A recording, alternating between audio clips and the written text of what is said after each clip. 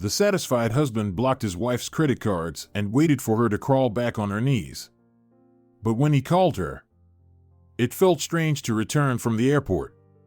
Just this morning, Nancy Henderson had gotten up earlier than usual to prepare breakfast and make sure the kids woke up properly before their flight. Their packed luggage was already waiting in the hallway, and 8-year-old Sandra was dreaming aloud of meeting a charming snowboard prince. Little Stephen had promised his father that he would behave well and listen to his mom. The oldest and most responsible, Nathan, was carefully checking to make sure they hadn't forgotten anything. In short, right now their noisy family should have been napping on the plane, waiting for it to land. Instead, they were driving back home through familiar streets, with a strange feeling that they had peeked behind the scenes or spied on something through a keyhole. It was like seeing something you weren't supposed to because you weren't meant to be there in the first place. "Kids, since we couldn't leave, let's prepare a surprise for Dad," Nancy suggested on the way home. "I was planning to call him to tell him about the cancellation, but I never got around to it. And now, there's no point." "The surprise is already here," sighed Sandra. "The flight was canceled. We didn't make it to the ski resort. Now we're going to spend all our holidays waist-deep in snow here."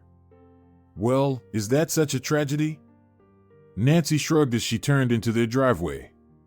She didn't particularly like leaving the car in the driveway instead of parking it in the garage like usual, but they were too tired today. They had spent several hours at the airport, all because of a typo on the tickets. Not only was the check-in time wrong, but they also got stuck due to bad weather. They had been so excited about skiing after landing, the fast slopes, lifts, and snow hitting their faces. "What happens, happens for the best," Nancy sighed. "The New Year holidays are great here too. It's real, almost like being at the resort, only free. Trees, snow, sledding, and a little frost. What's winter without snow and cold?" "I'm actually glad we didn't leave," Nathan said. "Honestly, what kind of vacation is that, speeding down a steep slope like crazy? We could go somewhere with normal skiing instead of mountains, mountains, mountains. Are we training for the Olympics or something?" Nancy guessed her son was saying this to support her and cheer up his sister, so she eagerly added, "That's the spirit, Nathan. Snowboarders and freestylers are cool, I agree, they shoot up into the air. But afterward, and then they land and break their legs," Sandra lazily chimed in. Sandra, her mom and brother scolded her in unison. The girl giggled. "Come on, it's just my sense of humor, what can I say? And really, mountains in winter are so out of style. Building snowmen on flat ground is way better." "So, what's the plan for Dad's surprise?" Sandra asked. Nancy smiled. "He's probably going to be stuck at work late. Let's make something delicious for dinner, and then we can go pick him up from the office. The key is to be quick. But even if he just comes home and sees us, it'll still be a nice surprise. All right, let's unload everything and get to work, we've got cooking to do." Nancy pulled out the house keys and handed them to Stephen.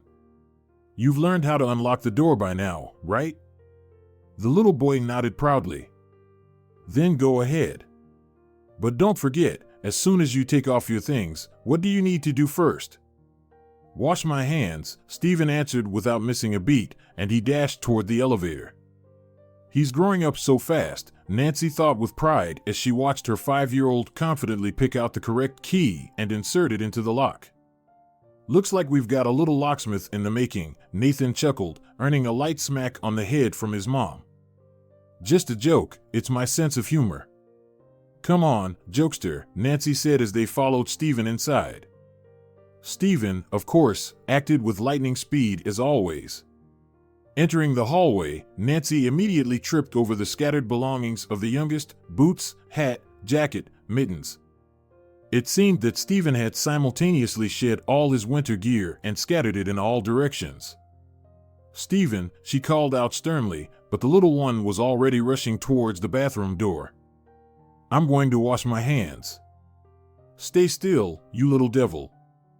"I need to wash my hands first," Stephen answered seriously, closing the door behind him, but a second later he came out again, unusually quiet and confused. "Mom. What is it?" He came closer and whispered. "Mom, there's a naked lady sitting in the bathtub." Nancy was taken aback. "What's sitting there, Stephen?" She suddenly remembered that her older children were standing behind her, who had probably heard everything too. Nancy turned to them. Nathan and Sandra's faces were motionless.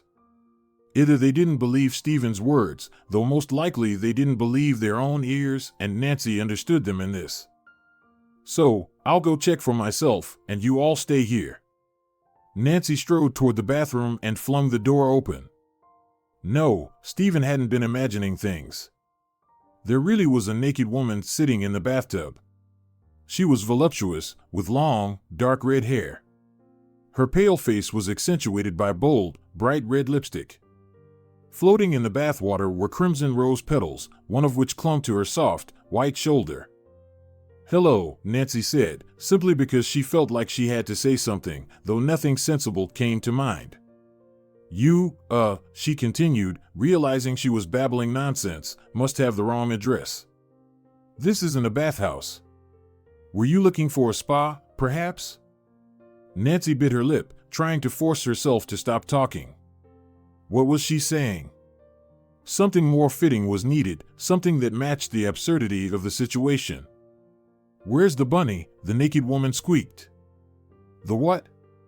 Nancy asked, but immediately began to understand. The woman had some sort of speech issue. She wasn't referring to an actual bunny. "Did you mean Randy?" "Daddy," came a voice from the hallway. Nancy cracked the bathroom door open and peeked outside. Standing in the doorway of their home was Randy, clearly just back from the street.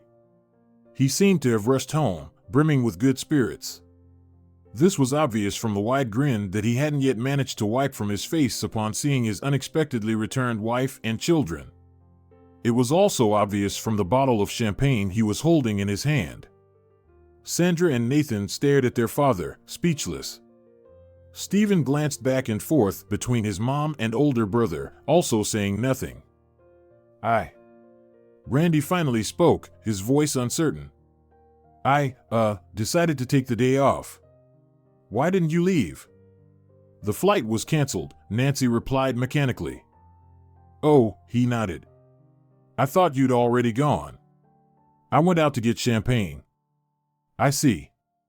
Nancy took a deep breath, trying to gather her thoughts, but her mind was spinning. "So, this is my husband," she thought. "He went to get champagne. He thought we had left and bought champagne for that naked woman, who was currently waiting for him in the bathroom. What do I even say now?" "You've got a guest," she nodded toward the bathroom door. "Is the champagne for her?" "Yes." Unlike his wife, Randy had already gathered his thoughts. He placed the champagne bottle on the shelf under the mirror, smoothed his hair, and shoved his hands into the pockets of his jeans. "Nancy, you really didn't need to make such a scene," he said, almost sounding weary. "Me? I made the scene? Don't play dumb. You've probably known for a while, and honestly, that's on me. I got too carried away and hardly tried to hide anything.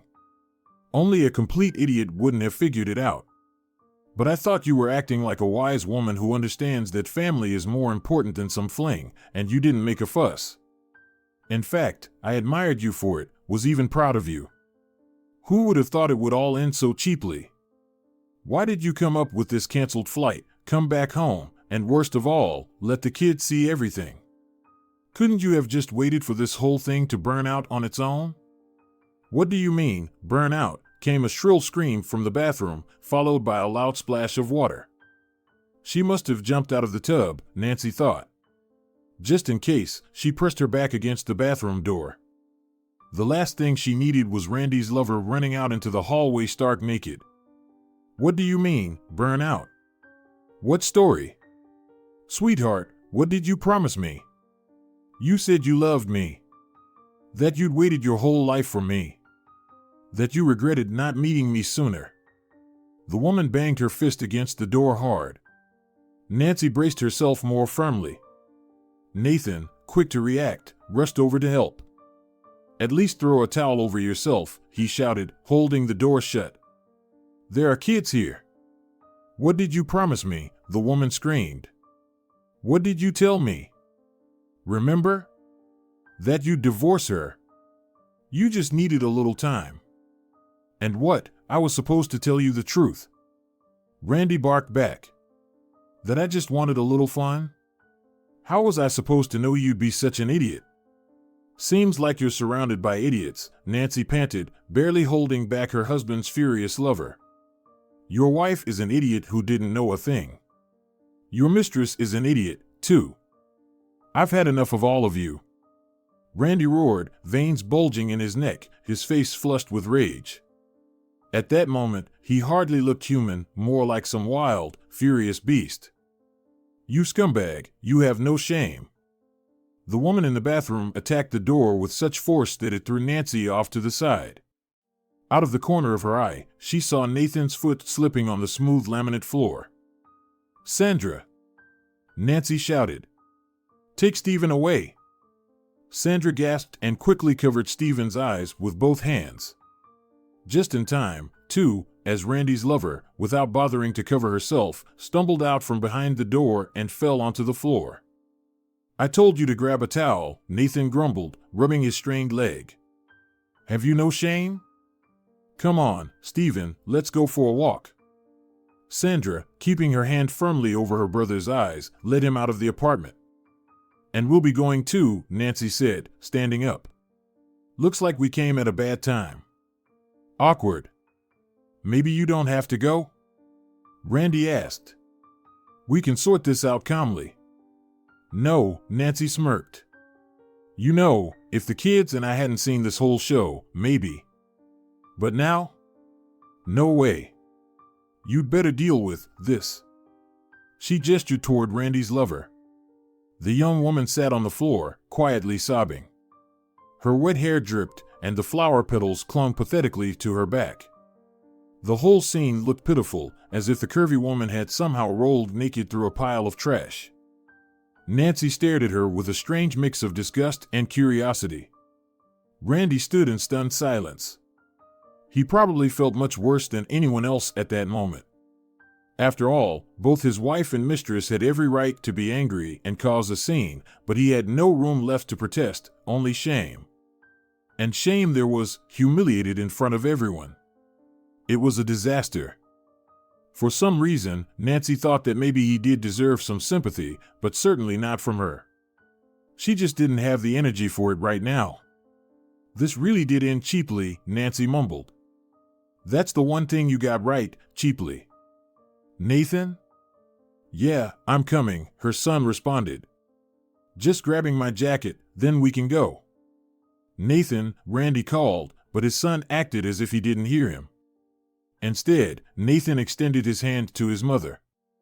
"Let's go, Mom. They can handle it from here." They walked out of the apartment and found Sandra and Stephen waiting by the elevator.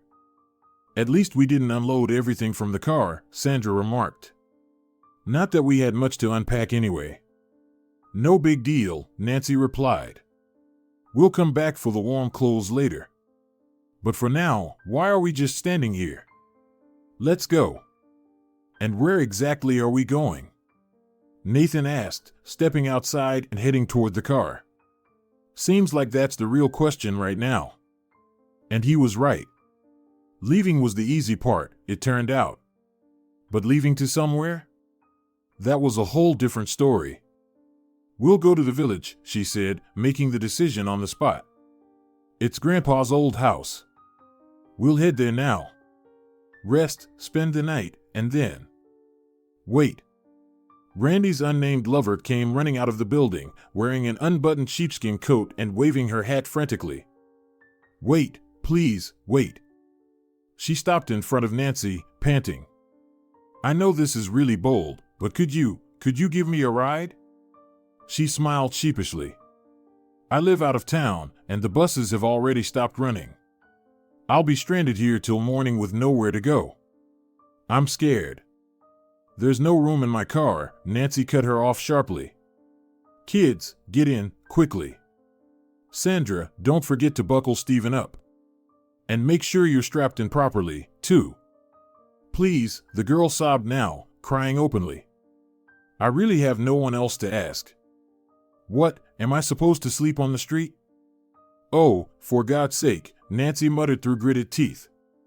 Get in the car. Just stop wailing. It's already unbearable without it. Where do you need to go? Luckily, the destination wasn't far. Thank you, the girl said sincerely. Nancy noticed how plain but somewhat pretty her face was, especially if she could just wipe off the thick layer of makeup. You're welcome, Nancy said with a smirk, then, unable to resist, added, just don't go messing with other women's husbands anymore. Femme fatale, huh? What? The girl furrowed her brow. Never mind. Goodbye. On the way to the village, they had to stop several times. First, Nancy withdrew some cash from the ATM. She doubted that the small rural village would accept credit cards. Then, they had to buy some groceries, since they hadn't eaten since before their airport trip, which felt like ages ago. The drive stretched into the late evening, but that was probably for the best. It gave them time to calm down. It was only as they approached the village that Nancy realized she hadn't even noticed how drastically she had severed her previous life. In the heat of the moment, it hadn't sunk in. But now, the reality hit her. What were they going to do? Live in this tiny village? Heat the stove, shovel snow? In this little house that was a third the size of their city apartment? Oh, what a mess. Mom, are we almost there? Sandra asked from the back seat.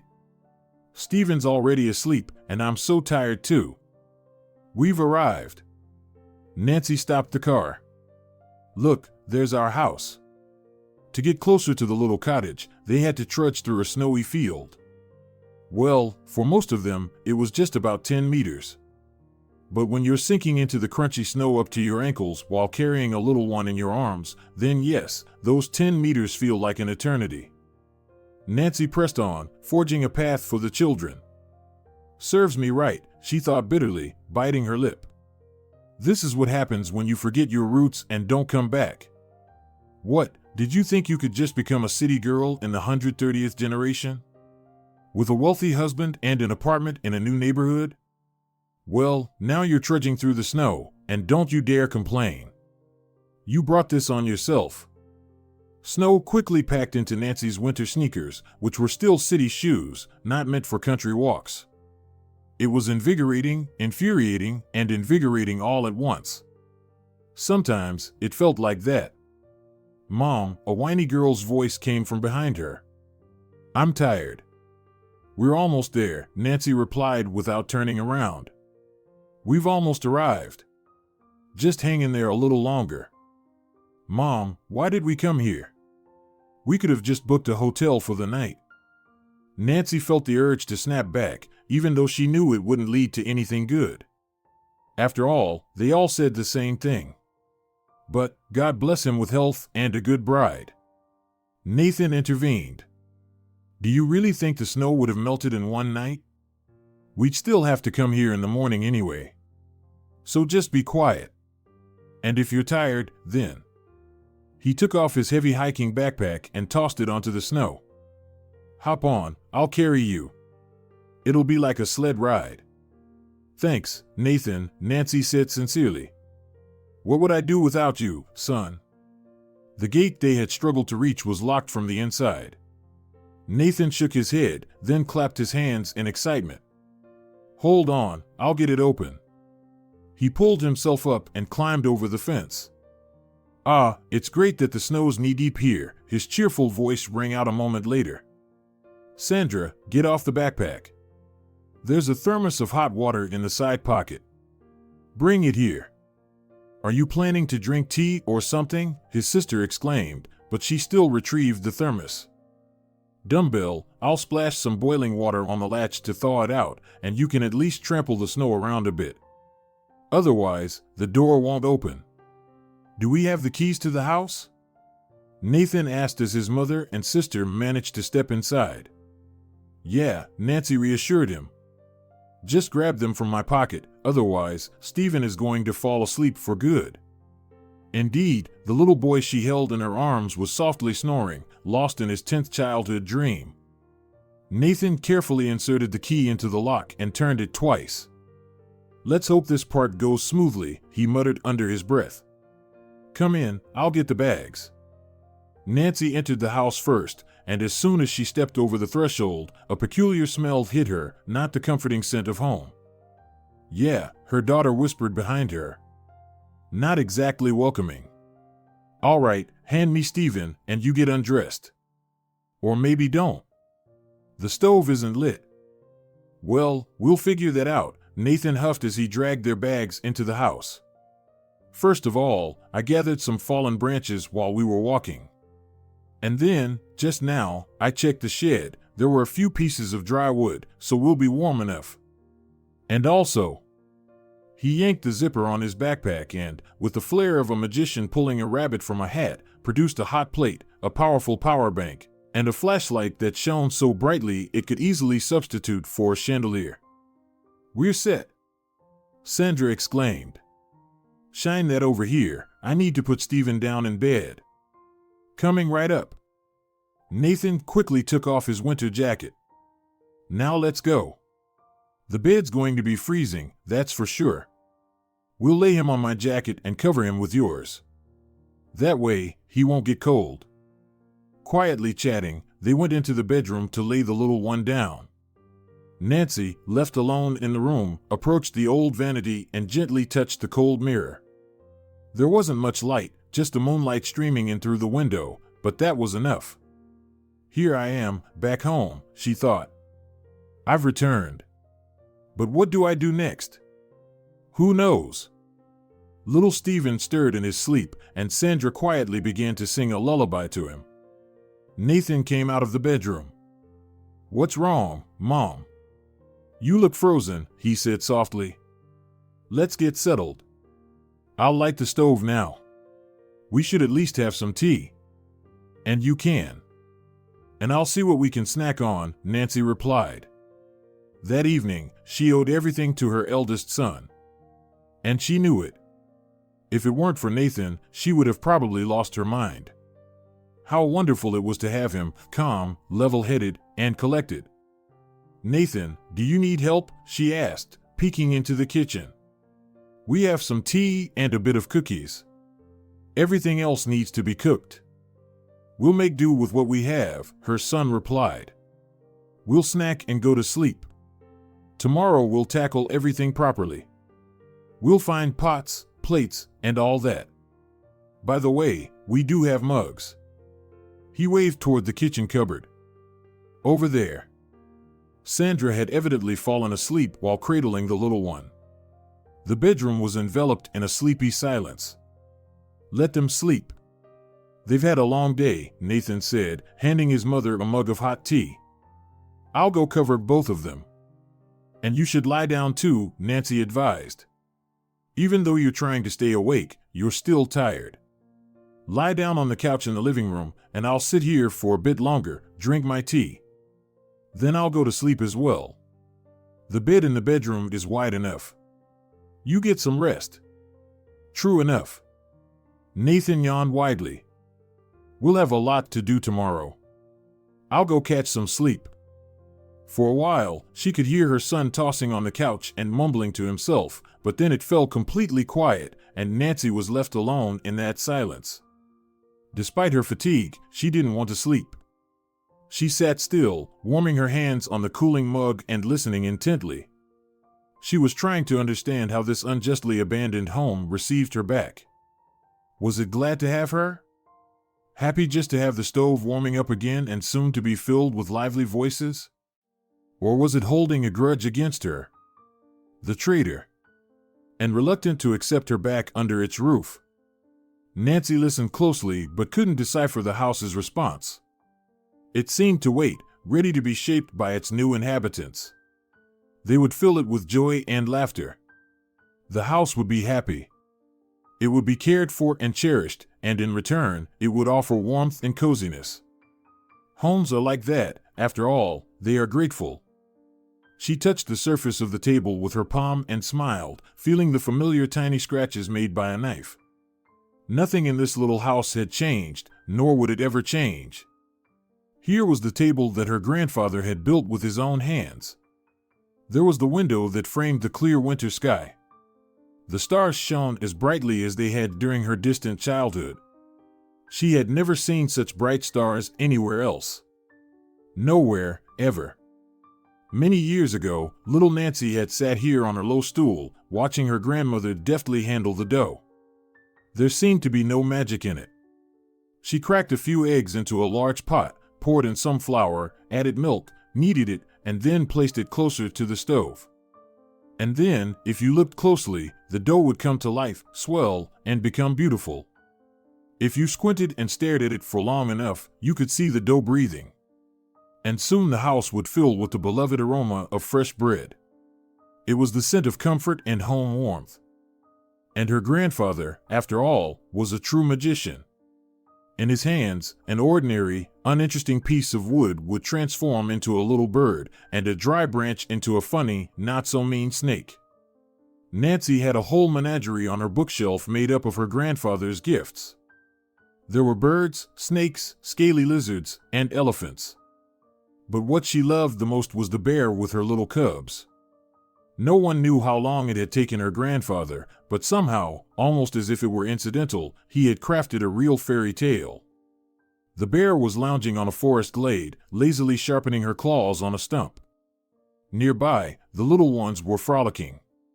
One of them hugged Mama Bear tightly around the neck, another climbed onto her back, while the third curled up, resting against her warm side.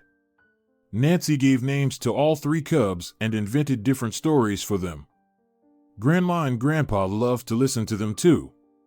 There were no longer any grandparents. And Nancy herself had long since stopped being a little girl. She was more of a bear with her cubs now. But yes, the house remained the same. Even her little child's chair had surely survived. Nancy randomly reached under the table and, of course, immediately found it. Her fingers instantly recognized the polished backrest and the cushion on the seat. She pulled the chair out from under the table and quietly chuckled. It was in perfect condition, and even the cushion was still there. Carefully, Nancy lowered herself onto the chair and leaned against the warm side of the stove. Here, she could close her eyes and at least for a couple of seconds feel warmth and safety. But who said that a couple of seconds was not enough? She almost dozed off when her phone in her pocket suddenly came to life and vibrated. The incoming message was, who would doubt it, from her husband. Since you deemed it wise to act so foolishly and unreasonably, I won't bother with you either. I'm glad to inform you that all your credit cards have been blocked. Let's see how you sing now. The most amusing thing is how you plan to raise 3 children. However, if you come to your senses and apologize, perhaps I'll reconsider. Good luck. Did you wake me up just to read this nonsense? Nancy muttered, hiding her phone back in her pocket. As always, in his silly role. A clown. She got up and quietly walked into the bedroom where Sandra and Stephen were. A clown he might be, but there was a practical benefit to him waking her up. Sleeping was definitely better on a bed. Nancy lay down on the free edge, covering herself with her own comforter, but sleep wouldn't come. If Randy wasn't lying, and he wasn't, then things were bad. It meant she had no money at all. This thought made her want to jump up immediately and start running around the room.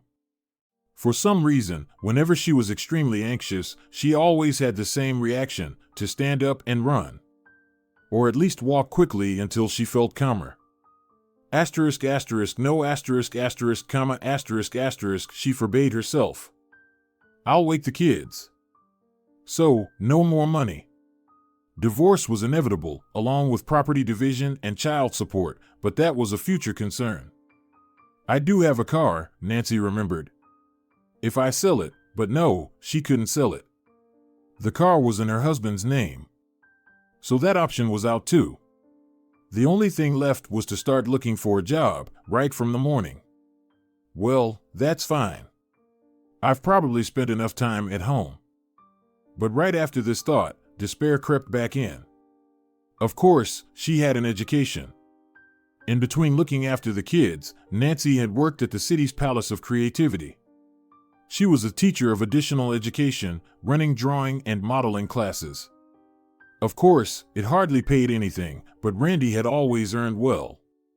Nancy hadn't needed to worry about where to find money. But what good was her profession here? A long time ago, there had been a school and a kindergarten in the village, but that was ages ago. The school closed down 10 years ago, and the kindergarten even earlier. There was no Palace of Creativity here at all. And where do I go? She thought with a heavy heart. I need to walk around tomorrow and ask. Maybe someone needs their snow cleared or what? I don't know what. But there must be some work here. People live here, don't they? They do. So I can too. What's the big deal? After all, I spent almost my entire childhood here. Feeling either calmed down or thoroughly exhausted, Nancy finally fell back asleep. In her dreams, she heard Randy's mocking voice repeating, well, let's see you go work as a milkmaid. Well, so what? Nancy grumbled in her sleep. It's just work, like any other. In the morning, she woke up to strange sounds. Something outside was squeaking, screeching, and scraping. Nancy propped herself up on her elbow and peeked out the window. Nathan was out in the yard, wielding a gigantic snow shovel. Seeing his mother, he waved and hurried into the house. I found a shovel in the hallway. I thought I'd tidy up a bit while you were all sleeping. Nathan, Nancy said gently, shaking the snowflakes off her son's bangs. You're only 13. You're still a child, and you're trying to do everything alone. You'll wear yourself out. I won't wear myself out, Nathan shrugged. Remember how you always told me either a man steps up or never at all? I remember, Nancy sighed. I remember everything. So, here's the deal, young man, you take care of breakfast, and I'll go look for a job. We need money now, you understand. She threw on her winter coat and squeezed her feet into her still damp sneakers. There are felt boots in the hallway, Nathan pointed out. Maybe you should wear those, or you'll get sick. Felt boots, Nancy said, brightening up. Life was definitely starting to improve. Well, look, the farmer said, eyeing the woman standing before him with skepticism. A city girl.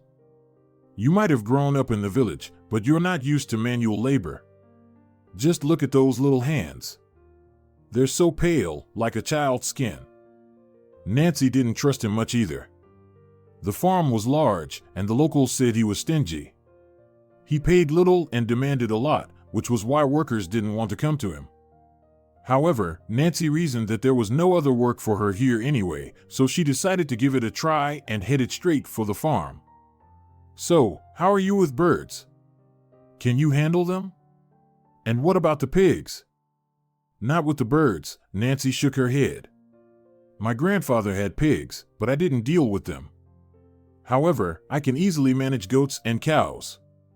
I helped my grandmother milk them. So you can milk. Good. But I need help because my Judy Grant is overwhelmed. You'll be her assistant. My name is Victor Lawrence. And you? I'm Nancy. Just call me that. Nancy. I can't pay you much, but you can have a jug of milk every day. And keep that in mind. A dozen or so eggs a week is easy. And take some birds, 1 chicken per week. You won't go hungry. You can make soup or bake pies. So, how about it? Are you in? I'm in, Nancy replied with a wide smile. I've got no other choice. I can't let myself starve. Where's your man? Victor suddenly asked. I see you're still wearing the ring. Nancy glanced at her wedding ring with annoyance. She should have taken it off, but she hadn't thought of it. Well, it was too late now. The ring is there, but the man isn't, she grumbled. We're getting divorced. Oh, I see. And what do you think? Are you going to live here or? He looked meaningfully at the road leading to the city. I don't know yet, Nancy said sincerely. I would stay, but there's no school, no clinic, and I have kids. That's a problem. So, for now, we're here, and when we divorce, we'll see. Maybe we'll leave, but only if there's somewhere to live. And if I could work in the city. Your husband fed you, Victor frowned. Husband, she replied shortly and continued, but for now, we'll live here. Maybe we'll settle in. Other people live here, so why can't we? The house is small, but it's ours. And now there's work. She really wanted to believe those words. She wanted to believe it very much. At home, Sandra greeted her with a cup of hot tea and some cookies. Stephen is still sleeping, she said. He woke up, turned onto his other side, and went back to sleep. It's all the quiet of the countryside and the air. Where's Nathan? Nancy asked. The tea smelled wonderful but was too hot, so she set the cup down on the table. Let it cool for now. So, where's Nathan? He went to the neighbors, Sandra replied. He said he wanted to ask if anyone needed snow shoveled off their roof or wood chopped. I have a good son, Nancy smiled. A good, reliable, hard-working one. With a son like that, you won't go hungry. I found work too, she said. I'll be a milkmaid on the farm. It doesn't pay much, but I'll get some food on top, milk, eggs, sometimes a chicken. That's good for now. And then. She didn't finish her thought. The front door banged shut, and a pleased, rosy-cheeked Nathan appeared in the doorway. Mom. Nathan, Mom is in the kitchen, Sandra shouted and then quickly covered her mouth.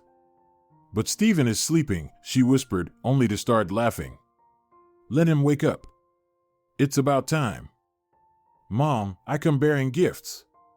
Nathan declared, ceremoniously placing 2 huge bags in the middle of the table. Earned honestly. There's an elderly woman who lives nearby. Her husband is disabled and can't walk.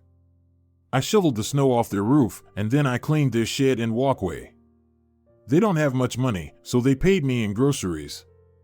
Fresh milk, a whole jar, some butter, potatoes, frozen meat, and jam. I don't know what it's made of, but they say it's delicious. Wow, Nancy marveled. There's enough food here for a couple of days.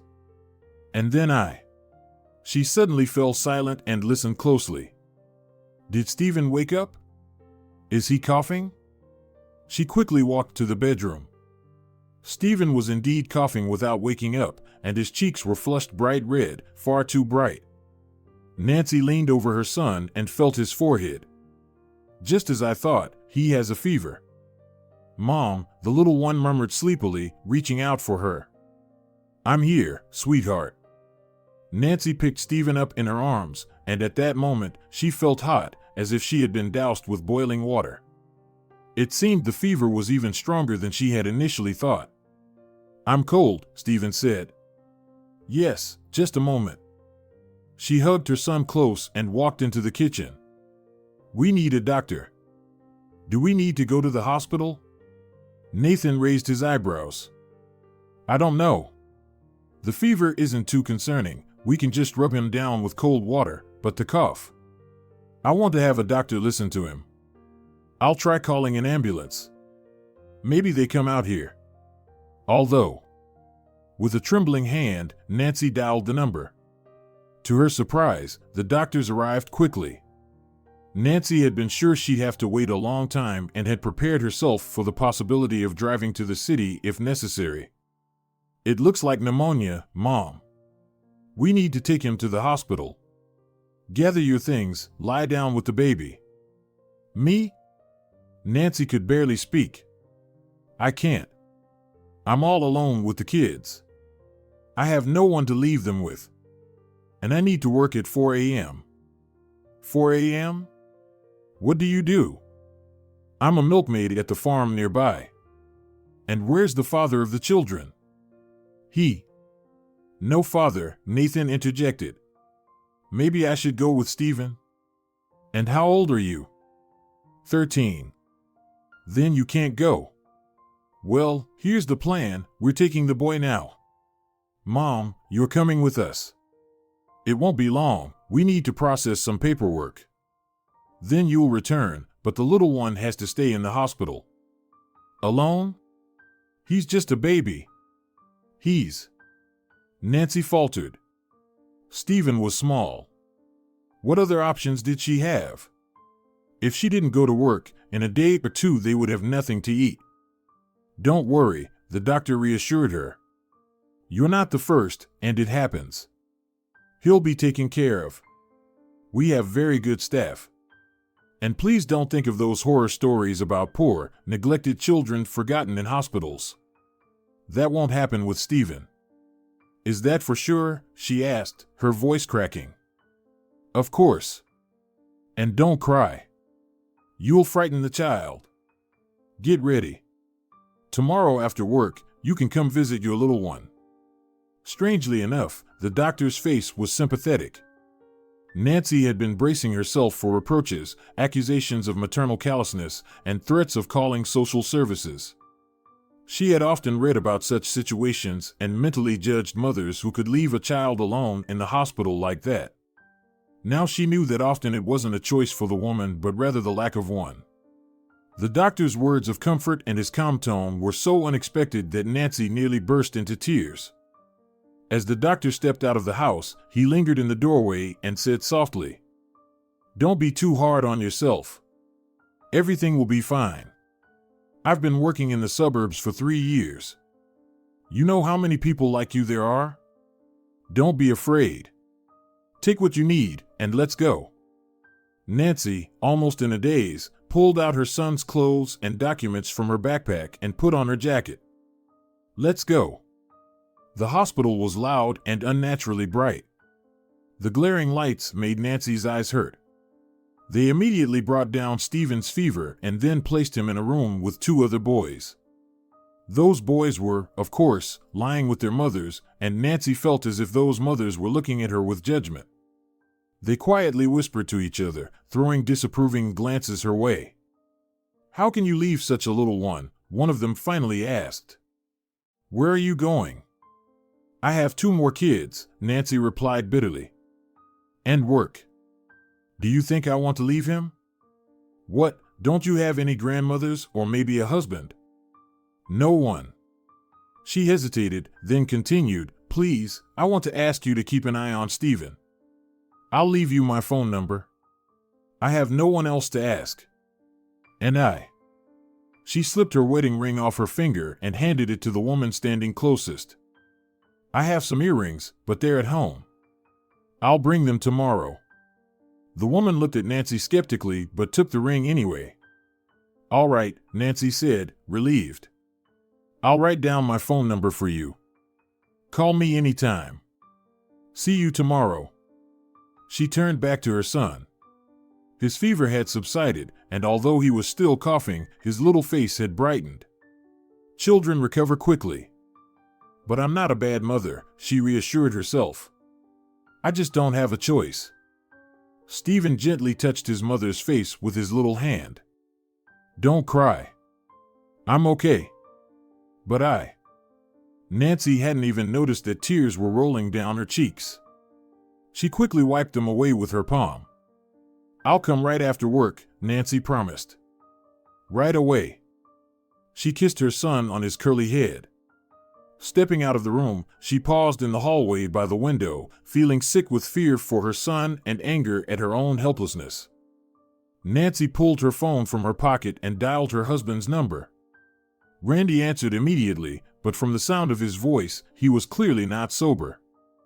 "Stephen is sick," she said shortly. "Pneumonia. He's been admitted to the children's hospital. I can't stay with him. I have work. You need to come and be with him until tomorrow, and then I'll figure something out." "I have work too," Randy protested. "Why should I leave it? You're a free woman now, so deal with your own problems. And if you're so strong and independent, learn not to rely on anyone." "Screw you," Nancy said with cold fury, hitting the end call button. As if him not being her husband meant he was no longer a father to their shared children. How quickly everything had changed. Just the day before, he had been a caring dad and an overall decent person. The phone rang again. She answered without looking at the caller ID, immediately regretting it. "You humiliated me," Randy shrieked. His voice was tinged with hysteria. "You humiliated me, and now you call as if nothing happened and ask me for a favor. I'm just your fan. I've never seen such audacity. And don't think about counting on child support. Don't hope that I..." "Get lost," Nancy shouted, struggling to break through the unending stream of his words. She didn't need to hear all his reasoning. She had grasped the essence, and that was enough. Stuffing the phone into her pocket, she left the hospital building without looking back and ran to the bus stop. She needed to get to the village early. After all, being late on her first day of work would be too risky. Only when she reached the stop did Nancy suddenly remember that she had no money. She didn't carry cash with her, and her worthy husband had blocked her cards. Just to be sure, she checked her pockets again and, miraculously, found $200 bills. That's Nathan, she realized. He must have slipped something into her pocket from his own stash. Her heart swelled with endless tenderness for her older son once again. What a wonderful boy he had grown into, so much like his father. For many years, Nancy hadn't thought about him, forbidding herself to remember because it hurt too much. But now, on this very day, in this shaky bus, memories came flooding back and wrapped around her like a warm blanket, not wounding her, not reopening old scars. With a smile, Nancy recalled Timothy's face and their first meeting in the reading room of the pedagogical library. At that time, she was quite surprised that such a handsome guy was in the library. He should have been pursuing an acting career, yet there he was among the books. Back then, she thought all good-looking people wanted to be on stage, or at least on television. But Timothy was sitting at the next table, surrounded by textbooks, busy taking notes, seemingly oblivious to everyone and everything. Or perhaps he was just pretending not to notice. The next day, when he saw Nancy, Timothy nodded slightly. This was a usual occurrence. Students who frequently crossed paths here always greeted one another, sometimes even without knowing each other's names. Nancy responded with a friendly smile. Timothy immediately gathered all his notebooks and books, moved closer, and pointed to an empty seat beside him. "May I sit here, Nancy?" "Oh, you know my name?" she asked, surprised. "I wonder how." "Someone called your name yesterday, and I heard it. So, can I sit?" "Sure," Nancy said, allowing him to sit down, and added to herself, "You can do anything," laughing at her own foolishness. But what could she do? Love at first sight was a complicated, insurmountable thing. As it turned out, Timothy was not actually from the pedagogical department. "I'm writing a paper for a friend," he explained. "And I need books that aren't available for checkout, so I have to get a temporary pass. But I'm actually from med school."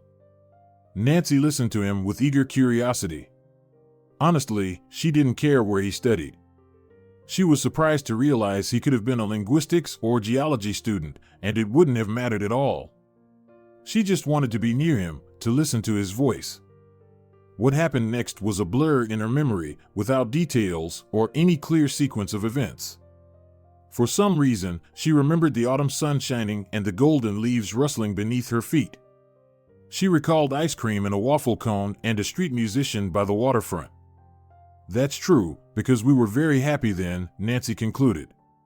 Happiness had pushed aside all the details of their romance, leaving only the scenery in her mind, endless streams of light and gold, gold and light. But just 3 months later, Timothy left. One day, he simply didn't show up to meet her after classes. Nancy thought something must have delayed him. He would come in the evening. But he didn't appear that evening or even the next day. His phone was also silent. Parting was always hard, but parting from someone you love is not just difficult, it's painful, especially when you're even denied the right to know the reason. Nancy spent the entire weekend in bed. Her friends invited her to go out, to take her mind off things, but she stayed home for 2 reasons. First, she secretly hoped everything would be resolved. Timothy would come or call. Of course, after 2 weeks of deafening silence, even thinking about it seemed absurd, but blind hope persisted, and to kill it entirely would be unbearable. How could she live then? The second reason scared Nancy even more, sending chills down her spine and making her palms sweat. What if she happened to see him with someone else while out with her friends? It was better to stay in the dorm, poring over textbooks. At least that would be somewhat productive. And there was, by the way, some benefit to it. Nancy aced her exams, but didn't even think about celebrating. On the contrary, she would have preferred to fail everything, then she would have had to prepare for retakes and wouldn't have had time to think about Timothy. For the winter break, she went to her grandparents' village, and for the first time in all this time, she was able to turn off her phone, push away any thoughts, and truly get some rest. Home is where the heart is, Nancy thought when she woke up in the morning. She sat up in bed, wrapped snugly in a warm blanket, and inhaled the familiar air of her childhood home with pleasure. Her grandmother was already baking pastries, and the beloved aroma filled the house. Suddenly, Nancy felt that everything would really be okay. She was home, and that meant everything was fine. Here, she was loved, supported, and protected. New Year's was coming. Her grandfather would bring a Christmas tree from the forest, and he and her grandmother would cut paper garlands while candies were hung on the branches. Her grandfather would surely whittle out little squirrels and bunnies from bits of wood for the holiday. She was so engrossed in these thoughts that when there was a knock at the door, she thought it was her grandfather bringing the tree. But instead of his voice, she heard another voice, Timothy's. "I don't want to see him," she shouted before she even realized why. Nancy. Timothy, ignoring her grandmother's questions, walked into the bedroom. "Nancy, let me explain." "Go away. Just listen." He crouched in front of the bed, trying to look her in the face. Nancy buried her forehead in the blanket.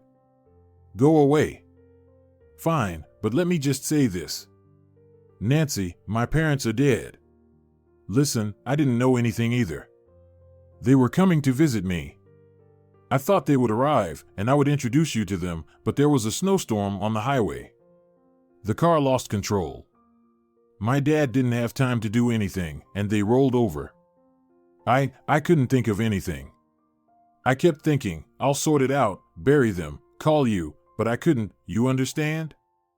I couldn't tell day from night. And when I came to my senses, I saw that time had passed. I called, but you didn't answer. I went to the city. They said in the dorm that you finished everything early and went back home. So here I am. And you, do you still not want to look at me?" "Go away," she repeated dully. "Did you say what you wanted?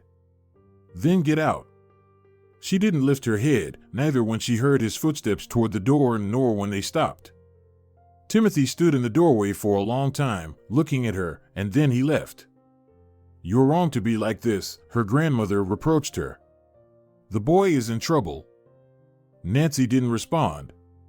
What kind of love was it if he didn't think of her in his misfortune? "Maybe I am," she agreed quietly. Upon returning to the city, Nancy felt worse again. It was hard to see the streets where she had walked with Timothy. It was frightening to go to the library. What if he was writing a paper for someone else? She also noticed that she was getting tired very quickly and sometimes felt as if she couldn't catch her breath. Nancy was almost certain it was just nerves and remained silent when the doctor chuckled and exclaimed, "Congratulations. 5 weeks. 5 weeks of what?" She didn't understand. "Is that how much time I have left?" "Miss," he sighed and shook his head. "You're pregnant. 5 weeks, approximately, of course. The ultrasound will give a more precise date." "Well, is it clear now?" "Clear." She left the clinic, quietly repeating to herself, "Clear, clear." But nothing made sense to her. Nothing. Mississippi. Someone grabbed her arm forcefully and pulled her back. Nancy barely had time to gasp before she found herself in the arms of a stranger. "What do you think you're doing?" she protested, but he interrupted her immediately. Aren't you watching where you're going? You almost walked into a bus. Nancy turned back. Indeed, a large vehicle was passing by below. The driver shot her a fierce look. Are you okay? Let's find a bench. What's your name? Nancy. Well, that's nice. I'm Randy. Randy walked her all the way to her dorm that day, and when he asked for her phone number, Nancy honestly admitted, I'm pregnant and probably going to be a single mother. So if you like me, it's better if you don't know. Oh, Randy nodded. Now I know. Will you give me your number? That's how he handled everything, quickly, without creating drama. That was what she liked about him. And when there were less than 3 months left until the birth, Randy told her, it's time for us to get married. So the child can be born into a family. Everything as it should be. Nancy no longer saw Timothy. Nathan considered Randy as his father. But now, Nancy thought about how Nathan had grown up resembling his true father, physically, in voice, and even in mannerisms. And now, Timothy would probably be glad that he had such a son. I made a mistake, she thought bitterly. I pushed away the one I loved, when I should have understood him, comforted him, warmed him. And now I can't fix anything. Nothing.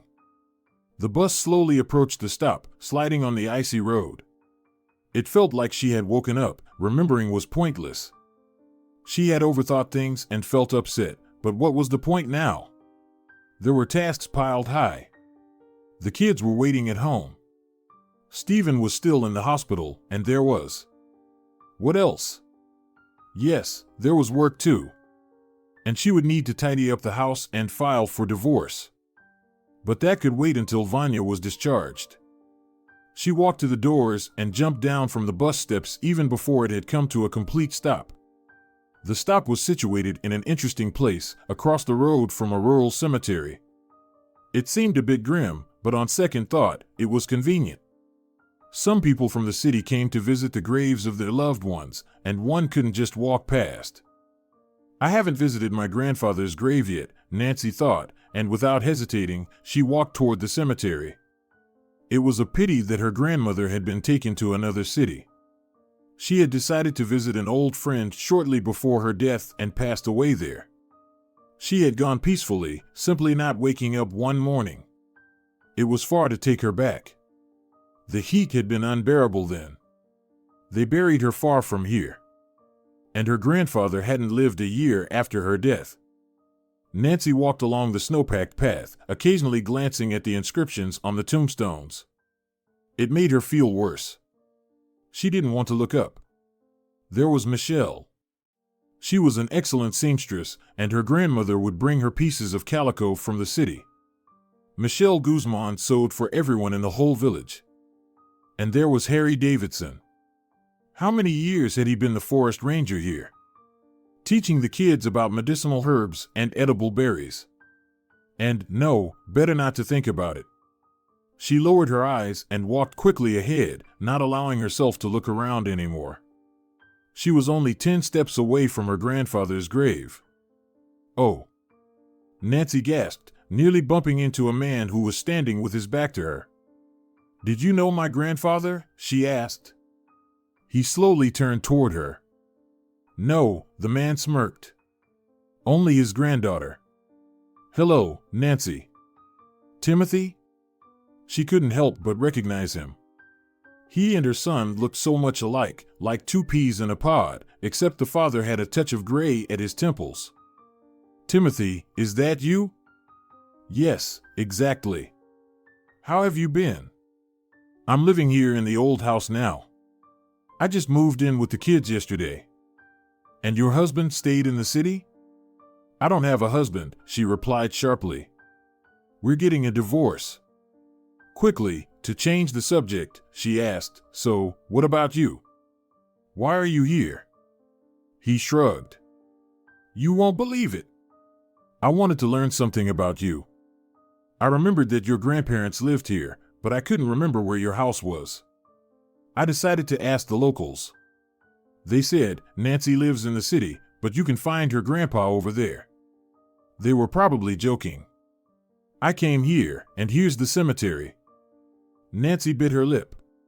There was so much she wanted to say, but after all these years, would he even understand? Maybe it would be inappropriate. I was just thinking about you today, she finally said. And you know, I'm ashamed now that I pushed you away back then. I was foolish. I was the fool, Timothy replied calmly. I should have come to you again until you heard me.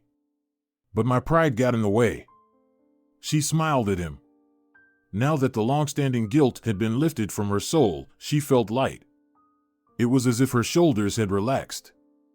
Do you want to come over? We just moved in, but we can have tea. Unless you need to get back to the city? Is someone waiting for you at home?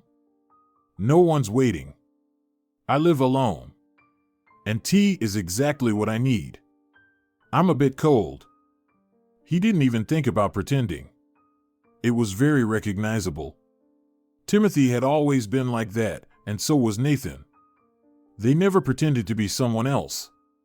Nancy particularly respected this trait in her son. Not everyone has the courage to always be themselves, no matter what happens. I still haven't gotten married, Timothy said, taking her arm. Honestly, you got into my soul so much that I didn't even think about it. So I have no wife and no kids. Plenty of time. You know, it's kind of a shame. Family is wonderful. Well, about the kids, she smiled. You might be mistaken. Timothy suddenly stopped. You're lying, he said, but joy flashed in his eyes. You're lying, Nancy. She shrugged. Let's go. You'll see for yourself. Nathan was in the yard, throwing snow off the roof. Seeing his mother, he quickly jumped into a snowdrift.